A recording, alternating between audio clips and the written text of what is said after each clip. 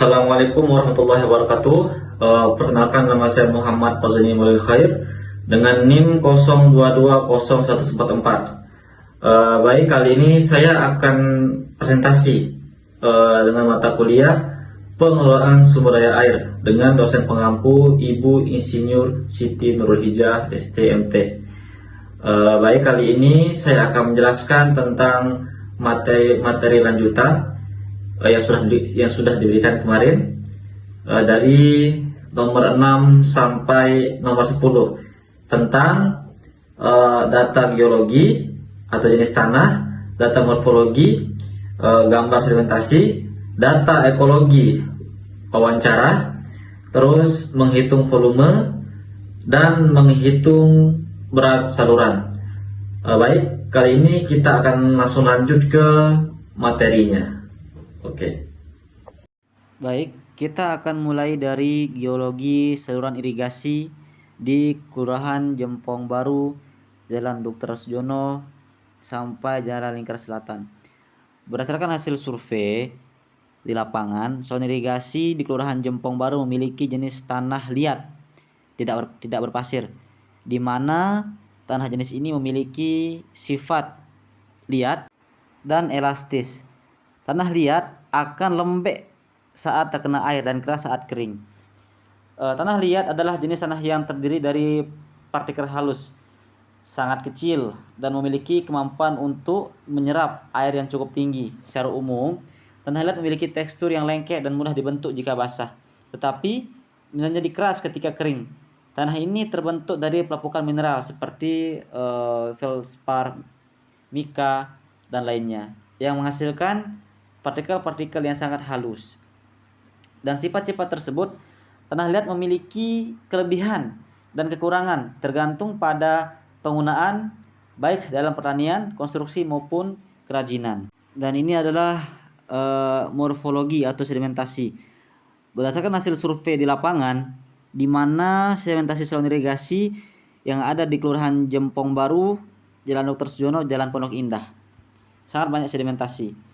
Sedimentasi adalah proses pengendapan material atau partikel-partikel yang terbawa oleh air, angin, atau es ke suatu tempat setelah bergerak melalui suatu media. Proses ini terjadi ketika kecepatan aliran air, angin, atau es menurun, sehingga material yang lebih berat atau lebih besar tidak dapat terlarut atau terbawa dan akhirnya mengendap. Penyebab terjadinya sedimentasi meliputi penurunan kecepatan aliran, perubahan dalam volume air, perubahan dalam kekeruhan atau konsentrasi partikel, perubahan suhu, proses biologis, badai dan perubahan cuaca, tindakan manusia. Secara keseluruhan, sedimentasi terjadi sebagai akibat dari kombinasi faktor fisik, kimiawi, dan biologis yang mempengaruhi pergerakan dan pengendapan material di lingkungan alam. Dan ini adalah data ekologi. Dalam penelitian ini, data ekologi didapat dengan cara wawancara beberapa masyarakat setempat.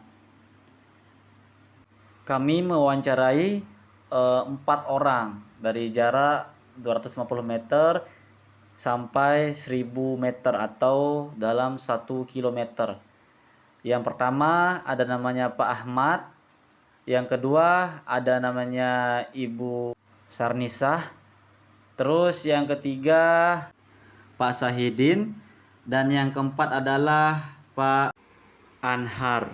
Menurut keterangan Pak Anhar, ketika musim hujan datang atau ketika hujan datang, jalan yang berada di depan sawahnya sangat banjir, sehingga banjirnya itu ketinggiannya hingga di pembatas jalan, bahkan sampai sawahnya pun ikut tergenang, ikut tenggelam air sehingga tanamannya kurang bagus.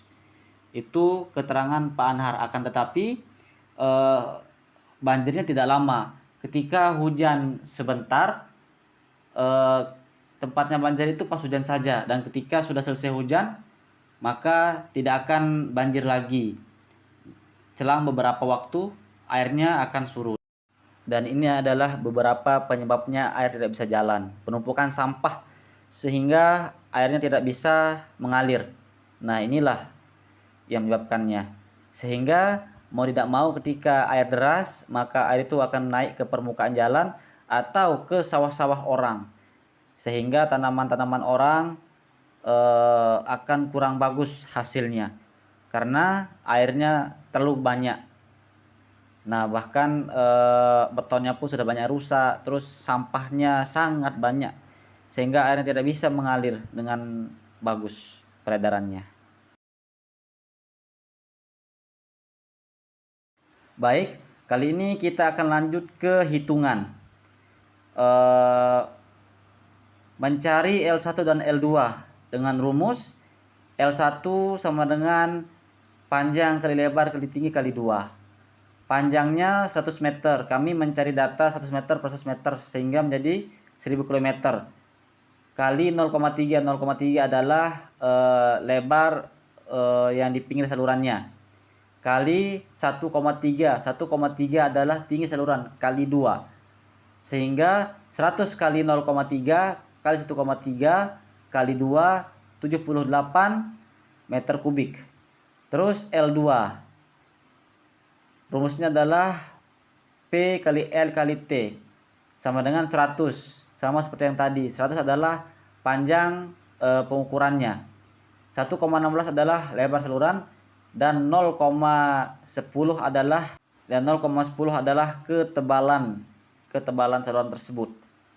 Terus menghitung volume saluran per 100 meter di titik P0 V0 dengan rumus V0 sama dengan L1 plus L2 sama dengan 39 tambah 11,6. Hasilnya 50,6 meter kubik. Terus menghitung berat bangunan saluran dengan rumus demand YR sama dengan 2200 kg meter kubik untuk berat jenis pas batu pecah dengan 1800 kg meter untuk jenis berat kerikil. W1 atau W10 L1 kali YR tambah L2 kali YR. Hasilnya sama dengan 78 kali 2200 tambah 11,6 kali 1800. Hasilnya 171.600 tambah 20.880. Dan hasilnya adalah 192.480 kg Newton. Oke, sekian presentasi hari ini. Terima kasih atas semua perhatiannya. Saya ucapkan Assalamualaikum warahmatullahi wabarakatuh.